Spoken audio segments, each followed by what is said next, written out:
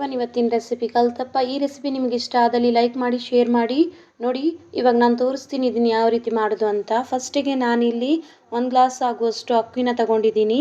ನೀವು ಯಾವ ರೈಸ್ ಕೂಡ ಯೂಸ್ ಮಾಡ್ಕೋಬೋದು. ಅಟ್ಲೀಸ್ಟ್ ಆ ರೈಸ್ 3 ಗಂಟೆನಾದರೂ ನೆನೆಸಿಡಬೇಕು.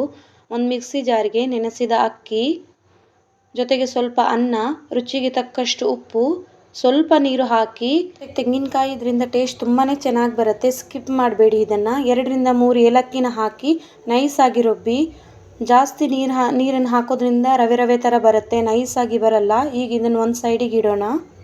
ಬೆಲ್ಲನ ನಾವು ನೀರು ಮಾಡ್ಕೋಬೇಕು, ಯಾಕಂದರೆ ಕೆಲವೊಮ್ಮೆ ಬೆಲ್ಲದಲ್ಲಿ ಕಸ ಇರುತ್ತೆ. ಅದಕ್ಕೆ ಅದನ್ನು ತೆಗಿಲಿಕ್ಕೆ ಬೆಲ್ಲದ ನೀರನ್ನು ಮಾಡ್ಕೊಳ್ಳೋಣ.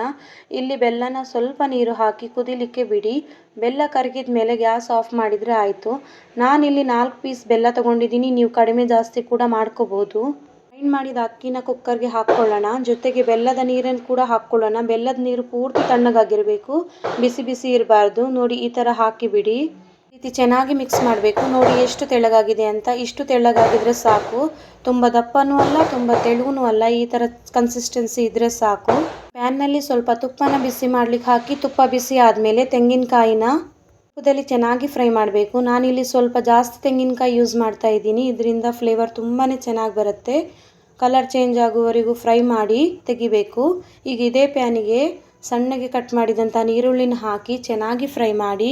ಇದು ಸಹ ಕಲರ್ ಚೇಂಜ್ ಆಗುವವರೆಗೂ ಫ್ರೈ ಮಾಡಿ. ಈರುಳ್ಳಿ ಕಲರ್ ಎಲ್ಲ ಕೆಂಪಗಾಗಬೇಕು. ಹಿಟ್ಟಿಗೆ ಫ್ರೈ ಮಾಡಿದಂಥ ತೆಂಗಿನಕಾಯಿ ಜೊತೆಗೆ ಫ್ರೈ ಮಾಡಿದಂತಹ ಈರುಳ್ಳಿನ ಹಾಕಿ ಚೆನ್ನಾಗಿ ಮಿಕ್ಸ್ ಮಾಡಿ. ಒಂದ್ಸರಿ ಆದಷ್ಟು ಇದನ್ನು ಲೋ ಫ್ಲೇಮಲ್ಲೇ ಇಟ್ಟು, ಕುಕ್ಕರ್ನ ವಿಶಿಲ್ ಮಾತ್ರ ಹಾಕಕ್ಕೆ ಹೋಗಬಾರ್ದು. ಸ್ಲೋ ಫ್ಲೇಮಲ್ಲೇ ಇದನ್ನು ಕುಕ್ ಮಾಡಬೇಕು. ಒಂದು 10 ರಿಂದ 15 ನಿಮಿಷ ಆದಮೇಲೆ ಒಂದು ಸ್ಪೂನ್ನ ಹೀಗಿಟ್ಟು ನೋಡಿ.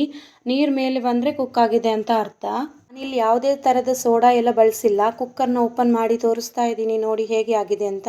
ಇಲ್ಲಿ ಕಾಯಿ ಮತ್ತು ಈರುಳ್ಳಿನ ಜಾಸ್ತಿ ಹಾಕಿರೋದ್ರಿಂದ ಕಪ್ಪಾಗಿ ಕಾಣ್ಬೋದು, ಆದರೆ ಟೇಸ್ಟ್ ಅಂತೂ ಅಷ್ಟೇ ತುಂಬ ಚೆನ್ನಾಗಿ ಬಂದಿರುತ್ತೆ. ಇಲ್ಲಿ ನೈಫ್ ಹಾಕಿ ನಾನು ತೋರಿಸ್ತಾ ಇದ್ದೀನಿ, ನೋಡಿ. ಚೂರು ಕೂಡ ಚಾಕುಗೆ ತಾಗಿಲ್ಲ, ಹಾಗಂದ್ರೆ ಚೆನ್ನಾಗಿ ಕುಕ್ ಆಗಿದೆ ಅಂತ ಅರ್ಥ. ವಿಡಿಯೋ ನಿಮ್ಗೆ ಇಷ್ಟ ಆಗಿದೆ ಅಂದ್ಕೊಳ್ತೀನಿ. ತುಂಬ ಈಸಿಯಾಗಿ ಮಾಡಿದ್ದೀನಿ. ಇದೇ ರೀತಿ ಮಾಡಿ ನೋಡಿ, ತುಂಬ ಚೆನ್ನಾಗಿ ಬರುತ್ತೆ. ವಿಡಿಯೋ ಇಷ್ಟ ಆದಲ್ಲಿ ಲೈಕ್ ಮಾಡಿ, ಫ್ಯಾಮಿಲಿ ಫ್ರೆಂಡ್ಸ್ ಜೊತೆ ಶೇರ್ ಮಾಡ್ಕೊಳ್ಳಿ. ನನ್ನ ಚಾನಲ್ನ ಸಬ್ಸ್ಕ್ರೈಬ್ ಮಾಡ್ಕೊಳ್ಳಿ. Thank you for watching. Take care all of you. Thank you.